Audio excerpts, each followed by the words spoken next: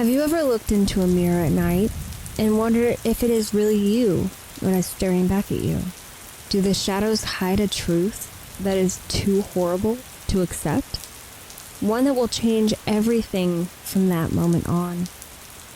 It is said that spirits can use mirrors for travel or to communicate with this world.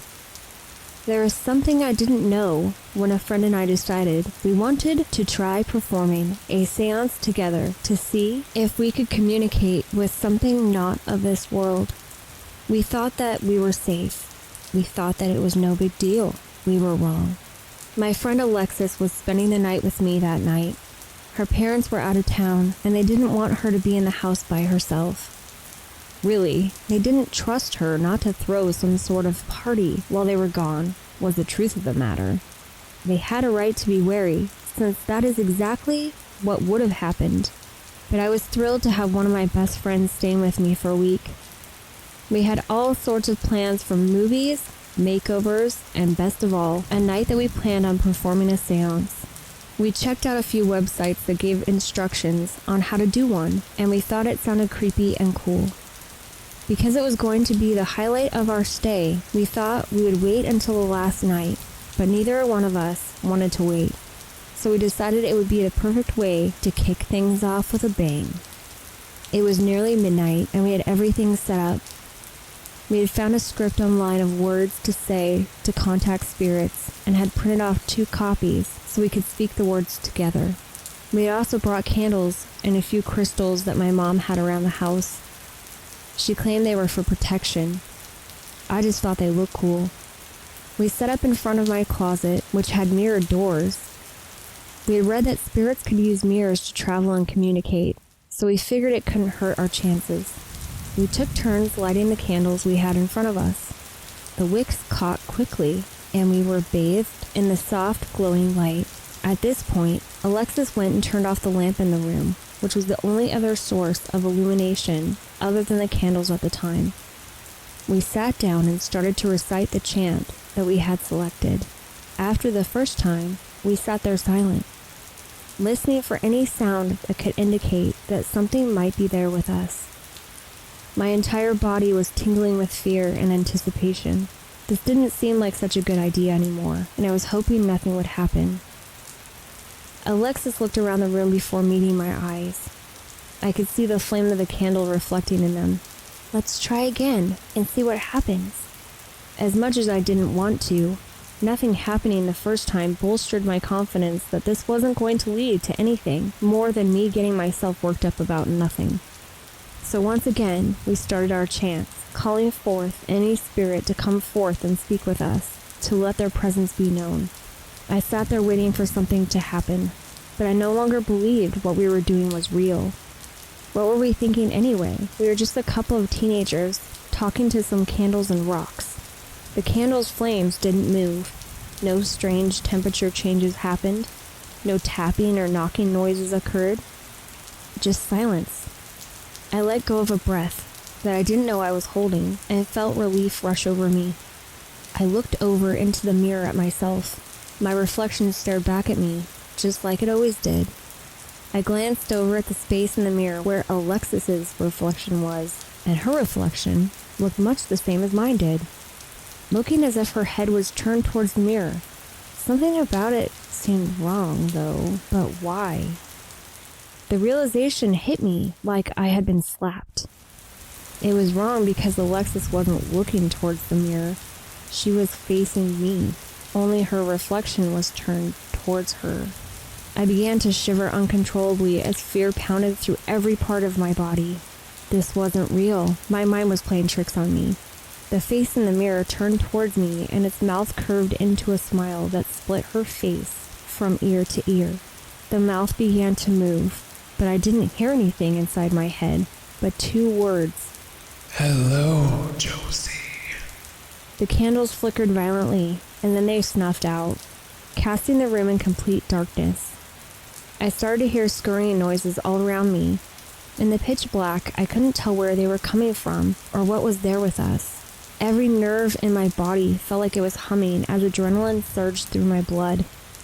I felt a slight breeze as something got close to me and shuffled by.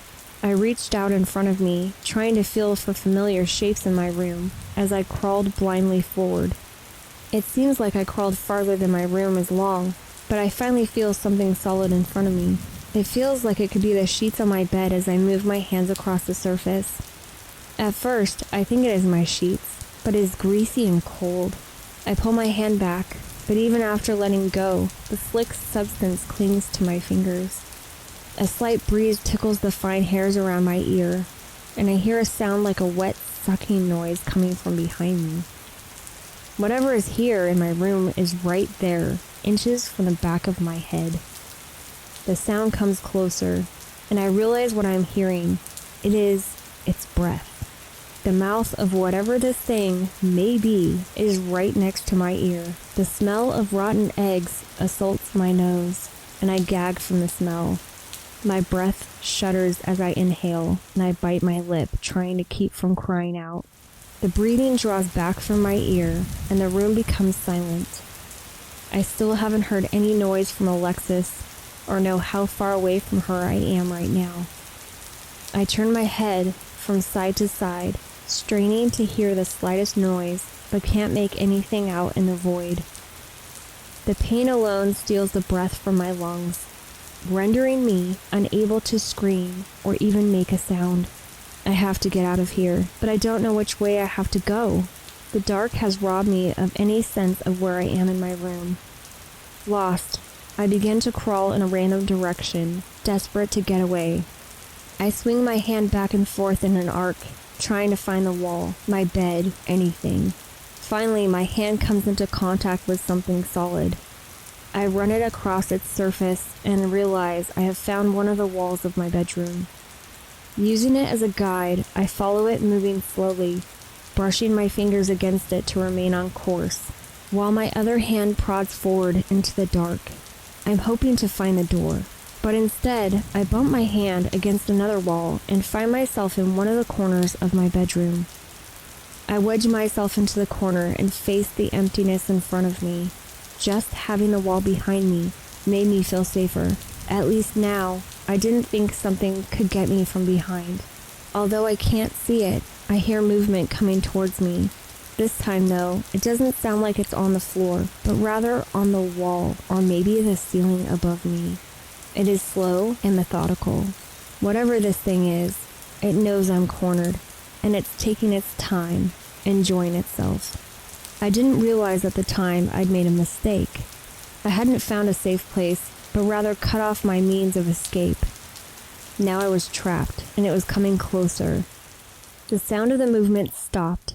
It seemed as if it could have been right on top of me when the room fell silent. I focused everything I had, trying to hear where it was. From somewhere above me, a cold, wet drip hits my forehead and slides down the side of my face. I reach a hand up and touch the liquid. It is greasy.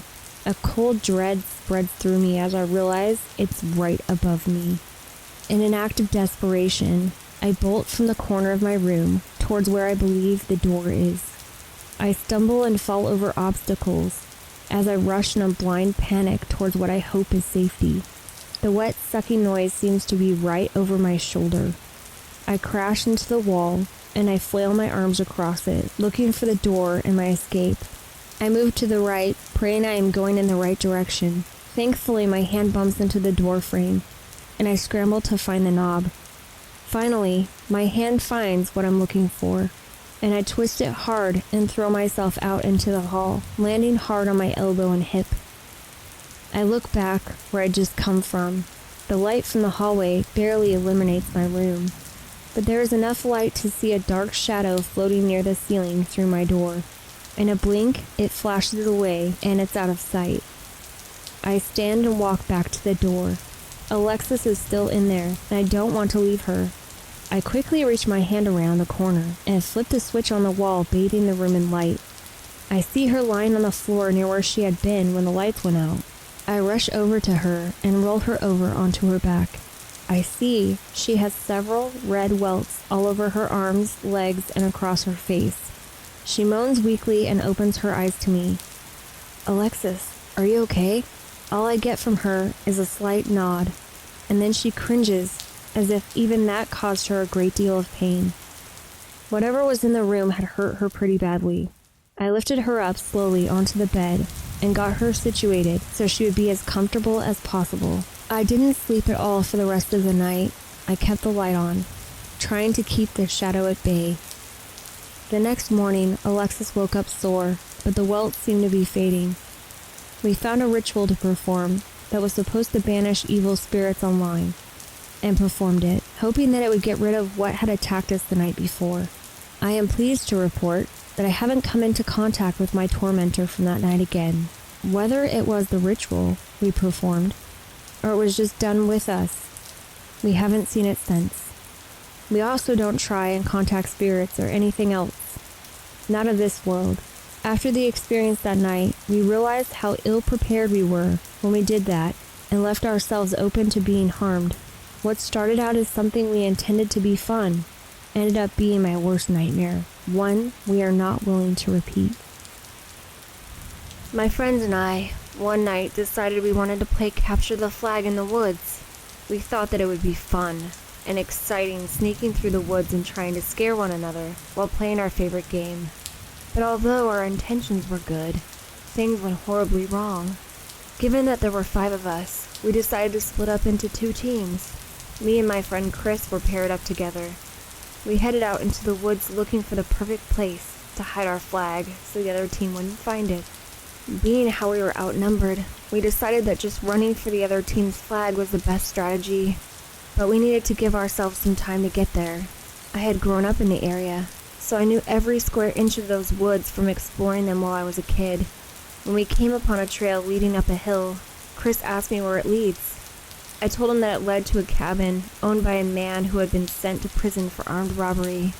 I told him that it had been abandoned and fallen into disrepair since the owner had been gone for quite a while.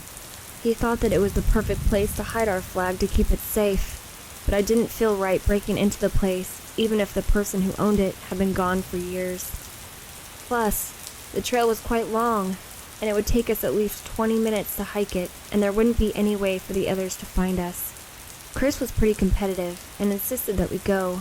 Unable to come up with a good excuse, I decided to go along with his plan. After hiking the trail, we came to the cabin. It looked as if nature had started to reclaim the area as the roof was caving in, and I could see a lot of holes where the water had taken its toll on the wooden siding. I zipped up my sweatshirt from getting a bit of a chill when we arrived in the clearing. Chris walked up to the door like he owned the place and opened it. "Chris, what are you doing?" I asked him. Coming up here with our flag was one thing, but adding breaking and entering was something I wanted no part of. I saw him walk inside, and when I reached the door, the smell of rotting meat and excrement hit me. I followed him around as he looked around the kitchen and the living room as he poked around the cabin. He found a beautiful pocket watch sitting on a table next to only what I assumed was a recliner at one point in time. Now we were adding theft to our list of crimes. I was about to protest when Chris and I heard a growling from inside the house. It sounded like a large dog or a wolf, which was not uncommon where we were at. We took off at a full run, trying to put distance on the animal, and it sounded like he was right behind us the entire time. Neither one of us was in good enough shape to run the entire trail we had just climbed, but fear and adrenaline pushed us all the way down.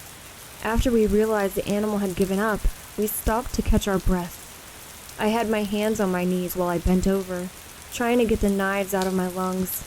We decided we both had had enough fun for one night, and once we found our friends, went back home. When I got home, I couldn't sleep. I just kept hearing the sound of the footsteps behind us as we ran. I turned on the TV, trying to find anything to distract me from my runaway imagination. The next day, Chris called all of us up to see if we wanted to get together at his house that night. I was torn. After he had stolen the watch, I wasn't sure I wanted to hang around him anymore. But everyone else was going, so I decided to tag along.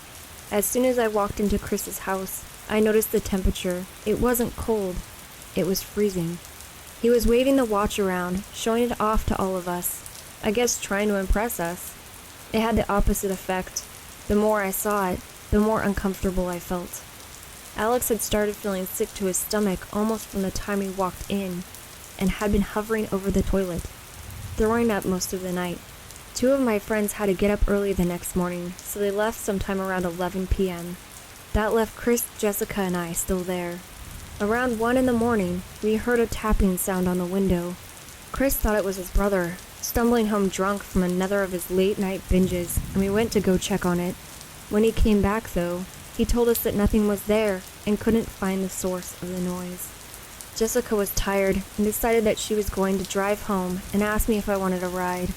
I wanted to leave, but something told me I needed to stay with Chris to make sure he was going to be okay. Jessica didn't like the idea of me staying behind, but left. As it got later, Chris seemed more and more out of it. When I asked him if he was tired and wanted to go to sleep, he met my eyes and told me no. The way he said it was unsettling, and I just sat there in silence. Everything I would ask him was only answered by a no, yes, or he would just stare at me as if he couldn't see me. He finally got up off the couch and walked over to the door to his basement.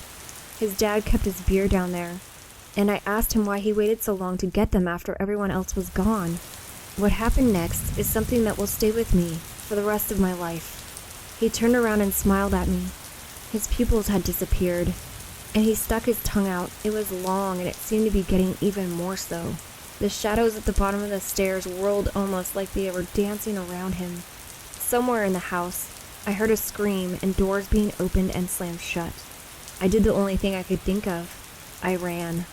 I hit the door at a full sprint. I just wanted to get home and away from Chris. I didn't know what I had just seen, but I knew I had to get away. I ran the entire way home.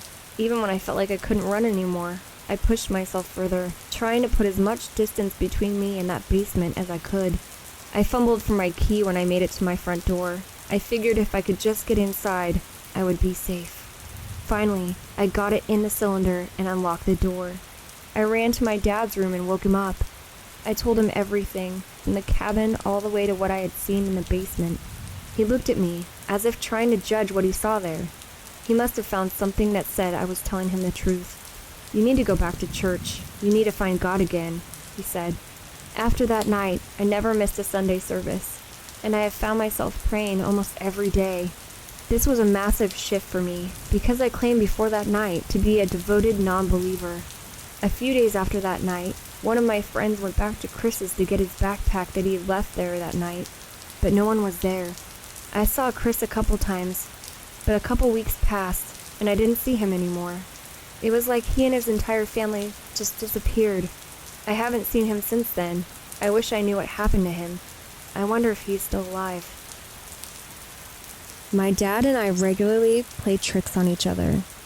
We were the biggest jokers of our family. One morning, I missed the bus to school. I was walking down the stairs, and I could have sworn I saw my dad walk from the kitchen into his office. When I got to the bottom of the stairs, I went into my dad's office to ask him for a ride to school. Just as I opened the door, about 3 inches, the door slammed shut in my face. This was followed by the sounds of books falling or being thrown off of his bookcase. My dad had a stressful job, so I thought maybe he just had something frustrating happen and he was taking it out on the books in his office. I was standing right in front of my dad's office door when he came up behind me and sighed loudly, "Did you miss the bus again?" I turned around and he was standing there with his hands on his hips, dressed fully for work. I gave him a quizzical look, nodded, and went to the kitchen to grab my backpack off the counter. I kept thinking that my eyes must have played tricks on me. But then, why did the office door slam shut in my face if no one was in there? And who was throwing books around in my dad's office? Fast forward a few years. I believe I was about 15 at the time. My girlfriend and I were doing homework up in my room. Out of nowhere, my girlfriend pointed at my closet and said, "Did you see that?" I rolled my eyes thinking she was being ridiculous. She kept insisting that she saw something over by my closet door, so she snapped a couple pictures of it with her cell phone. I was laughing and making fun of her the whole time, until we started flipping through them. Then I got goosebumps and chills ran through my veins. In each picture, we could see a blurry outline of a girl with only half of a face. We hightailed it out of my room and waited downstairs on the sofa for my parents to get home from work. About a year later, my best friend Brian and I were talking about the time my girlfriend and I took pictures of my closet. He suggested we take some all over the house because he didn't believe me at all. So we started downstairs, and we thought we saw a couple orbs in some of the pictures. But frankly, we are too novice to decipher if they were actually orbs or dust. Still not satisfied that we'd captured any proof, he began to tease me. I turned to him and told him about the time I thought my dad went into his office, but was actually right behind me. So he suggested we take a bunch of photos in my dad's office. Just as we opened the office door and snapped 2 or 3 photos, we heard a thump on the stairs behind us. We both turned and started shooting pictures of the stairs. When we checked what we captured, we both were speechless. He captured a tall man with a hat that was like a shadow figure. He was all black, but with 2 glowing eyes. I captured the girl we saw in my bedroom, and she was standing right in front of us at the foot of the stairs. I got so freaked out that I made him stand outside with me so I could calm down. We only lived in that house for about another year or so, but after what I saw in those pictures, I refused to take any more in the house. I felt like not knowing was better than knowing. A couple years ago, some friends and I were going on a rafting trip together. We always tried to get together to do something every year, since we all graduated from college and moved to different parts of the country. This just happened to be the activity we could all agree on this year. The trip itself was really fun, and it was nice to see all of my old friends. But this isn't a story about outdoor adventures. When we got out of the river, I happened to look down on the ground and saw a glint from something buried in the sand. I reached down, curious about what it could be. I was really surprised to see that a small silver locket came out with a chain attached to it. It was oval in shape, but didn't have any sort of markings on it that made it distinguishable from any other locket of its type. Curious, I opened it to see what could have been inside it. But when I opened it, there wasn't anything on either side, just blank spots where pictures could be placed. At this point, my silence had been noticed, and my friend Julie saw what I had in my hand. After finding out that I had just found it in the sand, she seemed to take an interest in it, and I gave it to her, since I really had no interest in it other than thinking it was cool. After a picnic lunch, we all separated. Everything after this is what Julie told me happened to her after she got home. At first, she told me nothing was out of the ordinary. In fact, she didn't unpack her bag for a couple days. When she did so, she found the locket inside the pocket of her jeans she had been wearing when we went rafting. At first, she didn't really remember why she'd been drawn to it so strongly at the time. After all, it was just a simple oval locket, nothing special. She put it in her jewelry box and put it out of her mind. Julie is typically a night owl, but she told me that for the first few days of her getting back from her trip, that she constantly felt tired. No matter how much sleep she got the night before, it was like she woke up exhausted. She was going to go to the doctor if she continued to feel poorly the next day, just to make sure. On the 4th day back, she woke up like she always did. This time, though, she seemed to feel fully rested. Julie convinced herself almost immediately she must have caught a minor cold during the time she was away. It had taken a few days for her to kick it. She went into the bathroom to brush her teeth. When she looked in the mirror and noticed that she was wearing the silver locket, she knew that she hadn't put it on or even taken it out of her jewelry box since the day she had put it there. She told me she was weirded out big time. She had never been known to sleepwalk. But even if she had done that, to have walked over to the box and picked out this one item in a dead sleep didn't seem right or even possible. Without any other real explanation, she just had to accept either she had put it on and forgotten, or had somehow been able to put it on herself while she was asleep. She took it off and put it back, and finished getting ready for work. That night, when she got home, she was sorting through the mail that she had gotten that day, mostly junk mail, and she happened to look over to the end of the counter. There, on the end, sat the locket. The hair on the back of her neck stood on end. For the first time, she said that she thought someone was in her apartment and had been there since the night before. Julie grabbed a knife from the butcher block and started going from room to room looking for signs that someone was there. The thing that she said didn't make sense to her, though, is why put the locket out. Why would someone not steal her jewelry, her laptop, the television? Why just put it out on the counter or put it on her while she slept? What kind of weirdo was she dealing with? After a thorough search of the house, she determined that no one else was there, but it was possible they had left while she was at work. She called a 24-hour locksmith and had them come out and rekey the locks to her place, just to make sure she felt safe. That night, she went to bed a little nervous, but after a long day at work and the anxiety she felt when she came home, she quickly fell asleep wrapped in the warmth of her blankets. Sometime in the middle of the night, she woke up feeling cold. The blankets that had been there were no longer on her. When she looked around the bed, she didn't see them anywhere. If she kicked them off, they would have been on the sides or the foot of the bed, but the floor was empty. Julie told me she felt like her home, the place where she was supposed to be safe, no longer felt that way. Violated was the word she used. The thing that seemed to scare her the most, though, was that the locket was back around her neck when she woke up. Terrified of what it meant, she ripped it off and threw it across the room. As soon as she did so, an intense feeling of nausea passed over her. She told me she thought she was going to throw up, and got up and tried to race to the bathroom. When she was a few feet from the door, though, it slammed shut, and she ran straight into the door. This is where her story gets stranger, though. Julie told me she would have fallen to the ground, but some unseen force seemed to pin her to the wall. She couldn't move, no matter how hard she fought. This seemed to last for about 15 seconds before she slumped to the floor. She said she knew she had to get out of there as quickly as she could. She knew that it wasn't a person doing these things to her, but some sort of ghost. She packed a quick overnight bag and checked into a hotel for the night, just trying to get some distance between her and whoever was back there.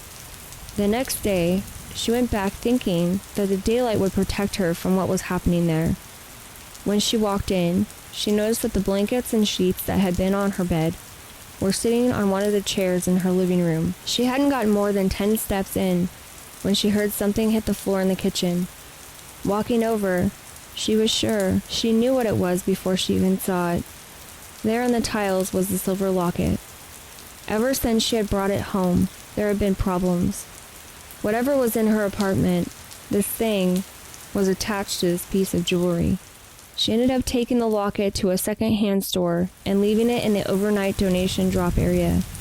She hoped that by removing it from her home, that she would also remove the presents that had been there. Nothing happened after she got rid of the locket, but a few months later, she ended up moving out and finding somewhere else to live.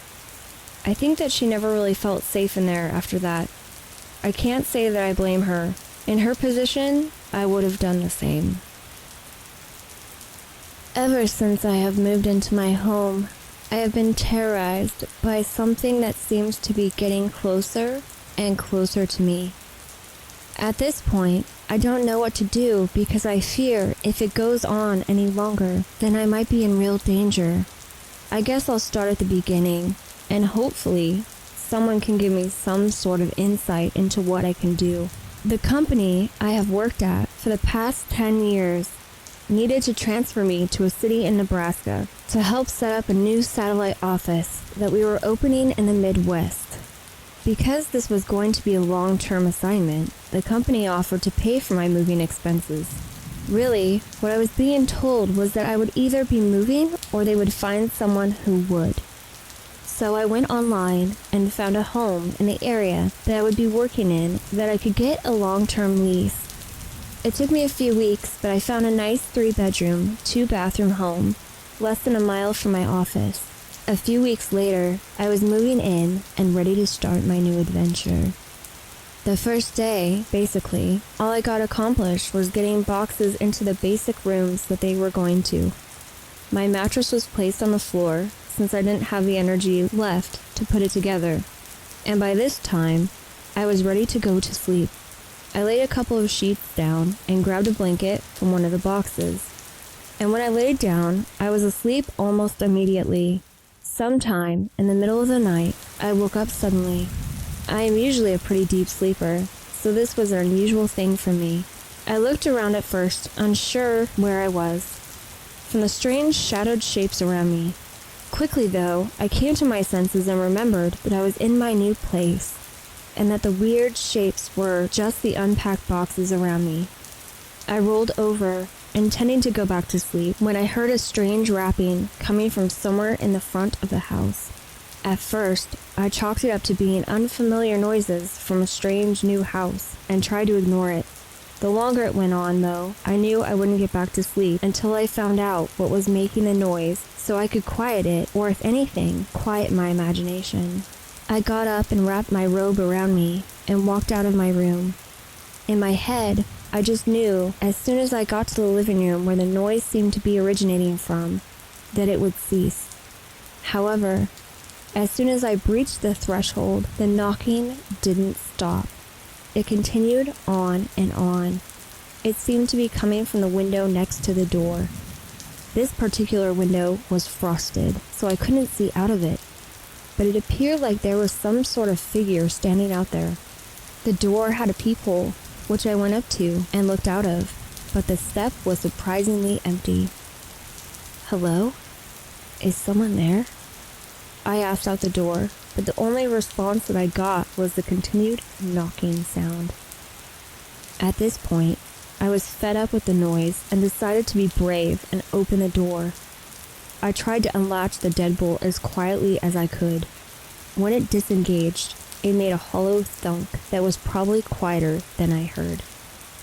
I grabbed the handle with a shaking hand and took a deep breath, not sure of what I would confront on the other side. I twisted the handle and swung the door open as fast as I could. I could feel my pulse beating through my entire body, ready to run at a moment's notice. But when I looked out, there wasn't anyone there. The stoop was empty, and the knocking stopped. I stepped back to look through the window again, and where the figure had been just seconds before seemed clear. I didn't understand how someone could have moved that fast. Maybe when they heard me undo the lock, they simply bolted, but the knocking had continued until I opened the door. There was no screen door, so it couldn't have been a breeze causing the noise, and there weren't any sort of decorations on the door that could have made the noise. All I could do was shake my head and close the door, thinking that maybe it had been some sort of bird or another nocturnal animal being mischievous. I closed the door and relocked it, half expecting that noise would start as soon as the bolt slid home. But no knocking came from the doorway. I walked back towards my room and stopped to take another look back at the door, almost daring the knocking to start again. But after it remained quiet for a few seconds, I walked back the rest of the way to my room, and after tossing and turning for a few minutes trying to silence my mind, I fell back asleep. Nothing happened for a few days after that. I expected to hear the noise every night, but 4 nights passed before it seemed to return again. This time, though, the noise sounded different than it had the first time. It seemed to echo throughout the house instead of just being centered at one point. As I got up to try to find the source, something about my home seemed to feel off, almost unwelcoming. I knew that the noise had unnerved me the first night, putting me on edge. But after a few nights of silence, I thought that things were going to be okay. That feeling of security seemed to fall away, as if it had never been there, as I walked towards the living room. When I entered the room, I hugged my robe a little closer to me. The room felt colder than the rest of the house, and the unwelcome feeling seemed to ratchet up to another level. Every part of me told me to get out of there, to leave and go back to my room and get into bed, but I was a grown woman. I wasn't going to let a childish fear get the better of me. The knocking noise was louder tonight than it had been the other day. It took only a second to realize, though, why it was different. The noise wasn't coming from outside the door, but inside of my house, in the coat closet a few feet inside the door. A cold chill ran down my spine, and goosebumps sprang up on my arms. Someone or something was inside my house. The knocking had definitely put me on edge, and my mind ran to worst-case scenarios as I imagined someone had gotten in. And now they were trying to torment me by messing with my mind. As scared as I was, there was no way someone was going to come into the place I lived and do this kind of thing to me. In an act of stupidity, I walked over to the closet door and opened it up, ready for some knife-wielding psychopath to be there waiting for me. Just like the first time, though, as soon as I opened the door, the noise stopped, and I was left there staring into an empty closet. Finding no one there had two effects. One, a wave of relief washed over me, knowing that someone wasn't waiting in my home trying to scare me, but mostly it pissed me off. I knew I hadn't imagined the entire thing. At least, I didn't think so. I had the place inspected before I moved in, and there hadn't been any sign of rodents of any kind in the walls. But who had heard of mice or rats making knocking noises? I know I hadn't. What else could it be, though? I decided I would call someone else to come and check the next day, since obviously the last guy didn't know what he was doing if he missed something so obvious. Feeling better about figuring out what was going on in my house, I walked back to my room. I had just gotten settled in bed when the knocking noise started again. I tried to ignore it, but I couldn't tune it out no matter what I did. That exterminator couldn't get here fast enough. The next morning, I looked online for a company that had good reviews and would be willing to come out that day to check out my problem. I knew that same-day service was likely to cost me more money, but I wasn't going to go another night without sleep. It took me a couple of tries, but I finally got someone to agree to come and check out the house later that afternoon. When the guy arrived, I told him what had been going on, and he went to work looking for any signs of rats, mice, or some other vermin that were living in the walls. The idea that some dirty creature was inside my home made my skin crawl, and I was anxious to get rid of them. 3 hours later, he came to the front door with a frown on his face. He told me that there wasn't any sign of animals living inside my home. I told him that couldn't be true, but he insisted that it was, and handed me my invoice before walking back to his truck. Now that I had two people telling me there weren't mice in my walls, and I hadn't found anything the 2 times that I had tried to confront whatever it was that was knocking in my home, I figured I should look online to see what else could be causing the knocking noises. I fired up the internet browser on my computer and went to a search engine and typed in the words, "strange knocking noises inside my home." I noticed there were thousands of hits for the search. I didn't figure it would be such a popular subject, but that meant I was bound to find something that could help me.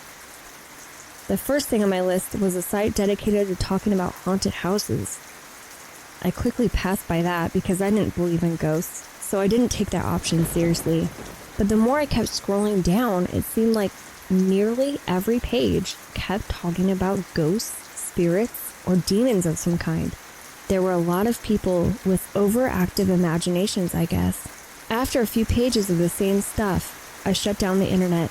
That's the problem with the internet these days. Anyone can post anything, even if it's totally fake. I just hoped that I was done hearing noises. It could just be the house settling. That kind of made sense, but I really didn't believe that. I didn't get any days off from the nighttime disturbance this time. It came back that night louder than ever. It sounded like someone was taking a hammer to the wall of my house. I got up to put an end to this once and for all. This couldn't go on indefinitely. I couldn't go on without getting any sleep. I walked down the hall and noticed why it seemed like it was so loud. The knocking noise had moved from the closet and now was going on inside the wall at the end of the hall where my bedroom was.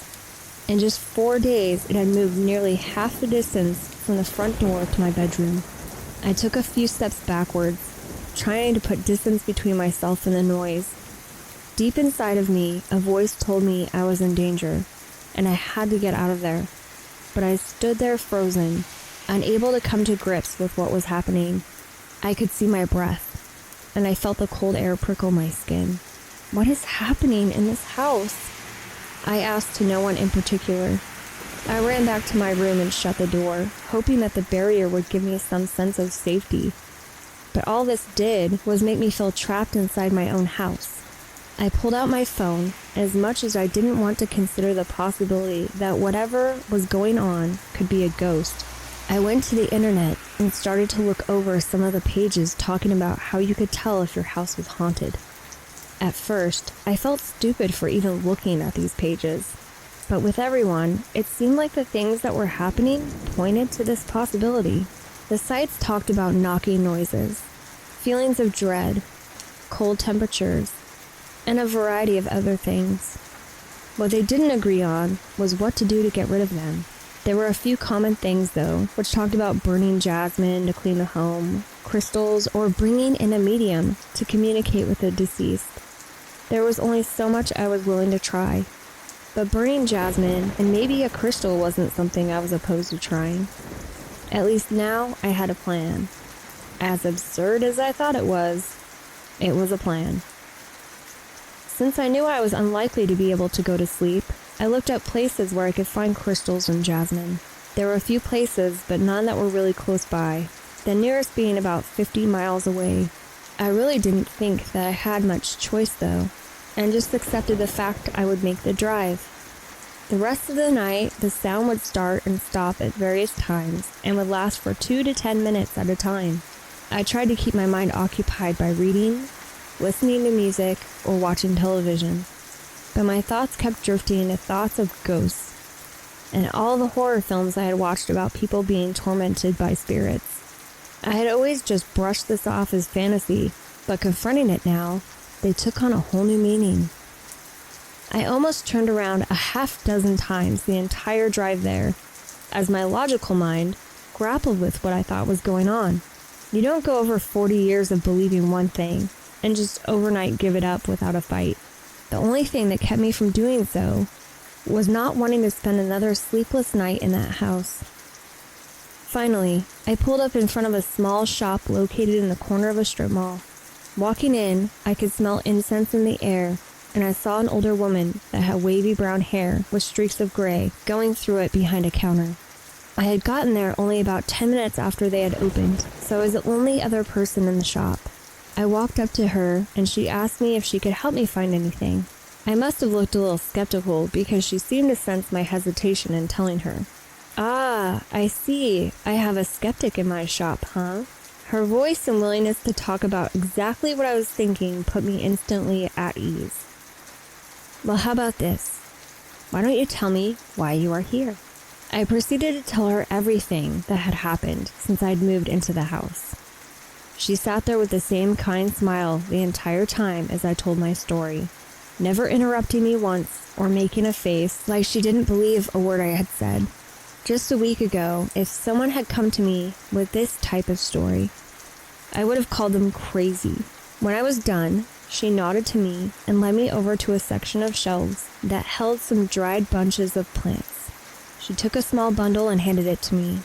"This is jasmine. You will want to burn it and make sure the smoke gets into every corner of all the rooms in your house." Then we walked over to another set of shelves, and she told me that these crystals were quartz. They were all clear and came in various sizes and shapes. I waited for her to pick one out and hand it to me, but she just sat there and waited expectantly. When I didn't make a move to take one, she went on further. "You have to be the one to pick out the crystal. What one speaks to me may not speak to you." I didn't know what she meant by the crystal had to speak to me, but I picked up a medium-sized one, and we walked over to the register where I paid for my do-it-yourself Ghostbuster kit and left. All things considered, this was a much better experience than I expected it to be. I don't know what I expected, but a kindly woman just looking to help was not it. As soon as I got home, I took out my crystal and put it next to my bed. If this thing were going to protect me, I wanted it as close to me as possible when I was sleeping. I also took the jasmine, and after lighting, I went around to every room in my home and let the smoke fill the area for a few seconds before moving on to the next space. After I was done, the house didn't feel any different, but only time would tell if the cleansing had worked. The next few days were quiet. I was convinced that the purification had worked, or most likely, that the noises had some sort of rational explanation, and whatever was causing them had worked itself out. Work was stressful, but after being able to sleep for the first time in a few days, I was able to actually get something accomplished. Then tonight came, and I am at a loss for what to do. I went to bed at my regular time. With work so crazy the last few days, I didn't have the energy to stay up late, even with a day off tomorrow. I quickly fell asleep after reading only a few pages of my latest novel. Around 2 a.m., I woke up to a pounding noise on my bedroom door. I bolted upright in bed and just sat there, unsure of what or who could be on the other side. I didn't dare open the door.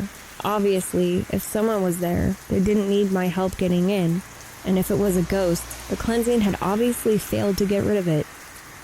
With the force of the pounding on the door, whatever it was, it seemed angry. So I sat there, unsure of what to do. Am I being stalked by something evil? Does it just want to say hello and let me know that it's present? Does it think that I am intruding on its home? Or does it have some other nefarious intentions towards me? I know something has to change though, because it is obviously coming and it is getting closer. I'm not sure how long I have, but I fear that before too long, it may not matter what precautions I take, it will get in.